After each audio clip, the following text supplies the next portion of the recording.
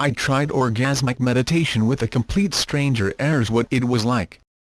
Orgasmic meditation (OM) is a mindfulness practice originating in Buddhist tradition, in which a man strokes the upper left quadrant of a woman's clitoris for 13 minutes while she's lying down in a nest of pillows.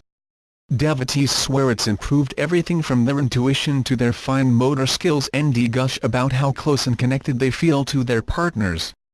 So, when I got the chance to test it out at One Taste Orgasmic Meditation Studio in San Francisco, well, I had to see if it was worth the hype. Before class started, I introduced myself to the guy next to me.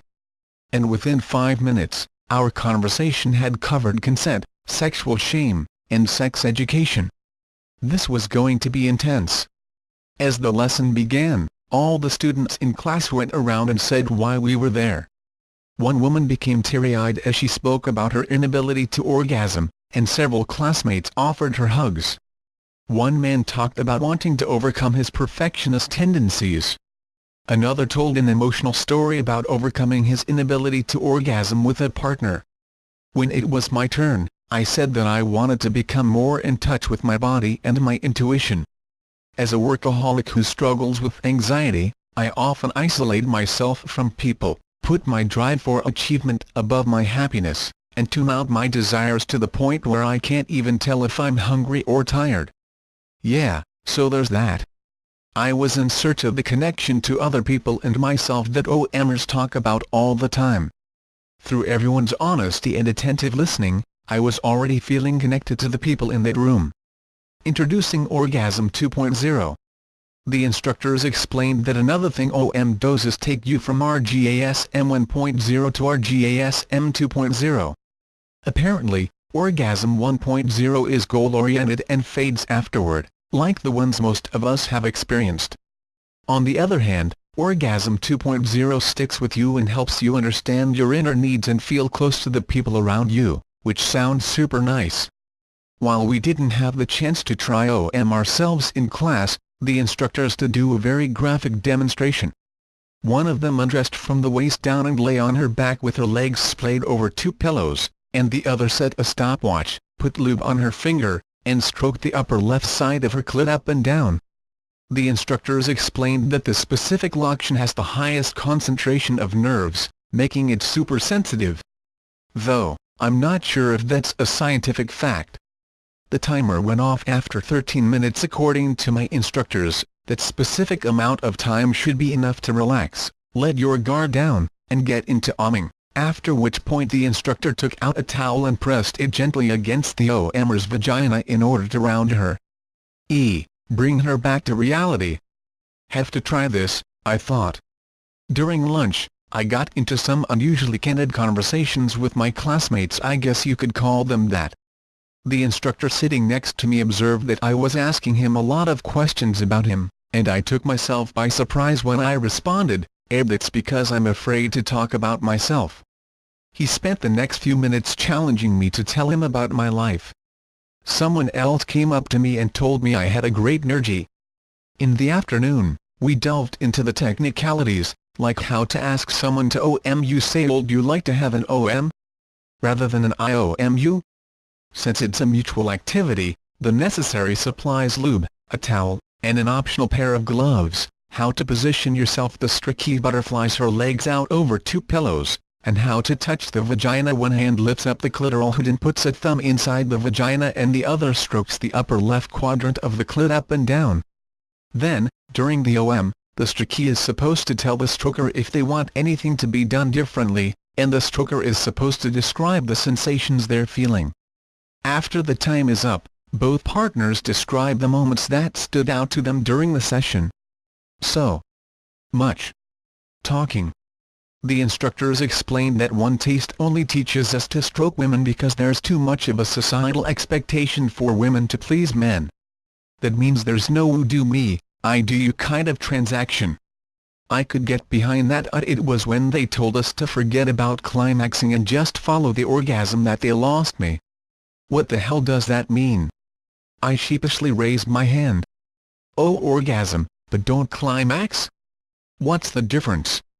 Orgasm, they explained, is any state of involuntary muscular contraction, and women are wired to have expansive orgasms for an extended period of time. Climax, on the other hand, is a male-centered standard that our society has imposed on women, where you reach the peak and then go back down. But really, women's orgasms should be more like a roller coaster. Yeah, I was a little skeptical of this idea that women have been unknowingly orgasming like dogs all this time. But I could get on board with challenging this bam, thank you ma'am approach to getting off. Too many of my hookups have involved performance pressure for both parties and little communication about what's actually working. Just lying there with no job to do but give my partner honest feedback and he knowingly welcomed this feedback because it was part of the practice sounded like a relief. That was easier said than done, though. Trying orgasmic meditation for myself. After class, we all had the chance to mingle, and to my surprise, several students already asked me if I'd like to OM. I was a little nervous about having strangers touch me but also very turned on by the demonstration. I accepted the invitation of the man who had talked about being unable to orgasm with a partner. Since my place was pretty far from where the class was and he felt his was too messy, we got creative and used an app that lets you rent out an office for a short period of time. Desperate times. We stopped at Walgreens before heading there and got the towels and lube as you do. When we arrived to the office space, he put some pillows from a couch in the office on the floor, and I took my pants off and lay down on the floor. To ease our nerves, we told each other stories about the first time we both orgasmed with partners. Afterward, the fact that I was naked from the waist down didn't bother me so much. I felt close to him, though I was still very aware that we only had the room for an hour and there was a security guard in the hallway, potentially listening in. The emotional intensity of the situation made my body feel heightened. I actually gasped as he put his thumb inside my vagina. The stroking ranged from pleasurable to uncomfortable. I wasn't used to anyone lifting the hood and touching my clit directly. At the same time, there was no pressure to perform. No exaggerated moans, no sexy faces, and no fake orgasms necessary. It was the first sexual interaction where I didn't felt like it was my duty to turn the guy on. But I had trouble letting go of my go for the mindset. A few minutes in, it started to feel so good that it was difficult to move, make any noise, or even think. And I panicked. Does this mean I'm going to come? He probably wants me to come, I thought. He's wondering why I'm being so quiet. So I started holding my breath and clenching my muscles in the way that usually brings me over the edge. But it just took me out of the moment. After the prescribed amount of time, even though OMing felt great, Orgasm 1.0 and Orgasm 2.0 both remained elusive. Afterward, my OM partner and I took a walk and discussed everything from our sexual fantasies to our body image insecurities. We also talked matter-of-factly about the way my vagina was shaped and the way he stroked it. Somehow it wasn't awkward at all. Maybe that's because there was no expectation that we were ever going to date or have sex. It was kind of like two people who hit tennis balls together giving each other feedback on form. Weeks later, I talked to Untaste founder Nicole Day Dunn. She told me that this quieting of the mind is actually the goal of OM, and when we try to climax, we lose what we're really after. Apparently, I've got some learning to do. But I'm not beating myself up over it. In fact, that would go against the whole philosophy of One Taste. The teachers emphasize that each OM is about the journey, not the destination.